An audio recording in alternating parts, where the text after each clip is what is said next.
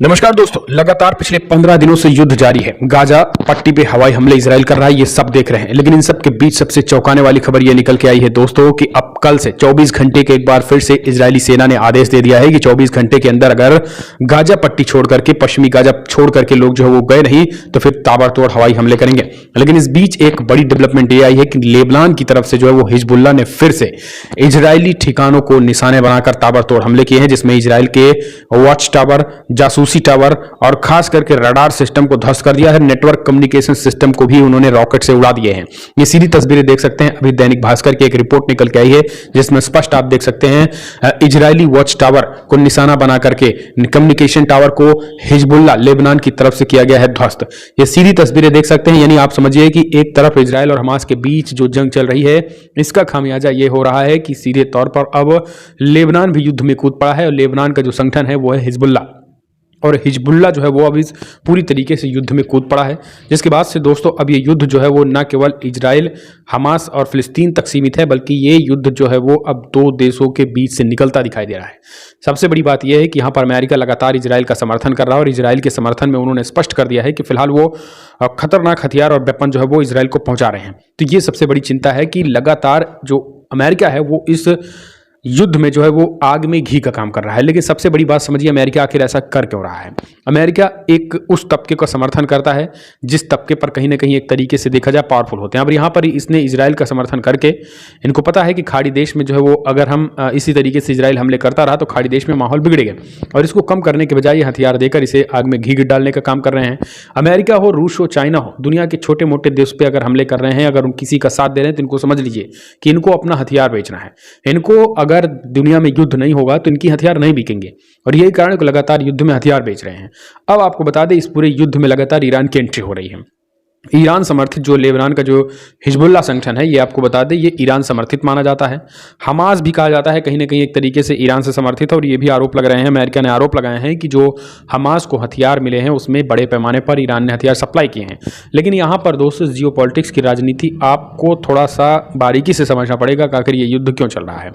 Israel जो है वो हर बार फिलिस्तीन पर अटैक करता है, अब गाजा पट्टी पर अटैक कर दिया है। गाजा पट्टी पर अटैक करने के बाद उसने जो है वो 24 घंटे की मोहलत दी है कि 24 घंटे के अंदर गाजा पट्टी के लोग अगर छोड़कर नहीं चले जाते तो उस पर बमबारी करेंगे। ये रिपोर्ट आप देख सकते हैं जिसपे एक बार फिर से इजराइल की तरफ से स्टेटमेंट जारी कर दिया गया, और उनका स्पष्ट कहना है कि अगर आम नागरिक गाजा पट्टी को छोड़कर के नहीं जाते हैं तो फिर जो है वो आतंकियों की तरह उनको भी मार दिया जाएगा।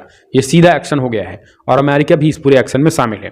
दुनिया के तमाम जो मानवाधिकार संगठन हैं वो सब शांत हैं, वो सब उनका कोई महत्व नहीं है, क्योंकि सुपर पावर पश्चिमी देश फ्रांस, ब्रिटेन, अमेरिका जैसे देश सुपर पावर वो इजराइल के समर्थन में है। मुस्लिम देशों का हाल यह है कि फिलहाल तुर्की से लेकर के तमाम मुस्लिम देशों की बैठक होती है जिसमें निंदा प्रस्ताव पास होता है और कहा जाता है कि फिलहाल हम फिलिस्तीन को एक स्वतंत्र राज्य घोषित किया जाए। लेकिन अभी तक की एक्टिविटी में जो है वो अब जो खबर निकल के आई है, इस बैठक के बाद एक डेवलपमेंट ये हुआ है कि फिलहाल मिस्र ने जो है वो राफा बॉर्डर है उसे फिलहाल खोल दिया है। पहली बार जो है वो एक डेवलपमेंट हुआ है, तो ये अपने आप में एक बड़ी बात है। लेकिन अगर ओवरऑल देखा जाए तो सिचुएशन काफ़ी टफ है। अभी भी लगातार इजरायली गाजा पट्टी में इजरायली सेना घुसने की कोशिश कर रही है। अच्छा, बड़ी बात यह है कि गाजा पट्टी की बात करें तो हमास ने पूरा सुरंगी जाल बिछा रखा है, और यही कारण है कि इन सुरंगी जाल में जो है अभी तक इजराइल घुसने की कोशिश नहीं कर पाया है, वरना ये इससे पहले भी जो है वो इजराइल घुस गया होता।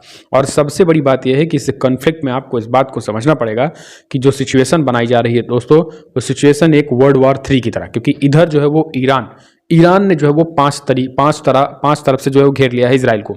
अगर देखा जाए तो पहले संगठन हमास है जिसका ईरान इनडायरेक्टली समर्थन करता है, हथियार देता है। दूसरा लेबनान का जो समर्थक है हिजबुल्लाह, लेबनान का जो संगठन है हिजबुल्लाह भी लगातार इजराइल पर अटैक कर रहा है, उसका भी समर्थन ईरान करता है। ईरान अगर देखा जाए तो इजराइल एक ऐसा देश है जो ईरान से सीधे तौर पर डर रहा है। अभी सीधे तौर पर ईरान ने एंट्री नहीं मारी है, लेकिन इनडायरेक्टली जो है उसने अब इराक में जो है वो इराक में इराकी मिलिशियाओं को भी एक्टिव कर दिया, वो अमेरिकी ठिकानों पर अटैक कर रहे हैं। और उधर यमन जो है वो यमन के जो हूती विद्रोही हैं उन्होंने भी सीधे तौर पर इजराइल पर अटैक किया। तो ये लगातार अटैक पे अटैक जारी हैं। अभी तक ईरान ने डायरेक्टली जो है वो इस अटैक में शामिल नहीं हुआ है, लेकिन वो लगातार इजराइल को वार्न कर रहा है कि अगर गाजा पट्टी पर अटैक होता है, यानी जो इजरायली सेना कह रही है कि अगर हम ग्राउंड फोर्स के तहत वहाँ पर अगर गए तो फिर सिचुएशन काफ़ी ख़राब होगी और फिर ईरान सीधे तौर पर इस युद्ध में उतरेगा। तो फिलहाल ओवरऑल जो हालात खराब हो रहे हैं, अभी हिजबुल्लाह ने भी अटैक किया है और अमेरिका लगातार वार्न कर रहा है इजराइल को कि वो लेबनान से ना भिड़े, हिजबुल्लाह पर अटैक ना करे लेबनानी बॉर्डर पर। लेकिन सिचुएशन ऐसी बन रही है कि अब 2 फ्रंट 3 फ्रंट वार जो है वो इजराइल को फेस करना पड़ सकता है, क्योंकि बार बार हिजबुल्लाह भी कह रहा है कि गाजा पर आप सबसे पहला दुनिया के सभी देश ये कह रहे हैं कि गाजा पर अटैक बंद करो, जबकि आप इजराइल ने कहना है कि हम आर पार करेंगे और गाजा पर अटैक होता रहेगा। तो गाजा पर एक तरफ अगर अटैक होगा तो इधर हिजबुल्लाह से लेकर ईरान तक मिलिशियाई जो इराक मिलिशिया हैं ये, और फिर यमन से लगातार अटैक जारी रहेगा। तो फिर यही वर्ल्ड वार 3 की पूरी सिचुएशन बनती दिखाई दे रही है। अब आपको कैसा लग रहा है कि इस युद्ध में क्या इजराइल और अमेरिका जो है वो आग में घी डालने का काम कर रहा है, अपने हथियार बेचने के लिए इस तरीके के प्रवोक कर रहा है? और दूसरा ये कि क्या इजराइल जो है वो गाजा पट्टी पर अटैक करके क्या वो हमास को खत्म करना चाहता है, या पूरे गाजा पट्टी पर एक बार फिर से कब्जा करना चाहता है, जिसका जो कि पहला उसका इतिहास रहा है? आप अपने सुझाव दें। फिलहाल इस वीडियो में इतना ही। चैनल को सब्सक्राइब करें।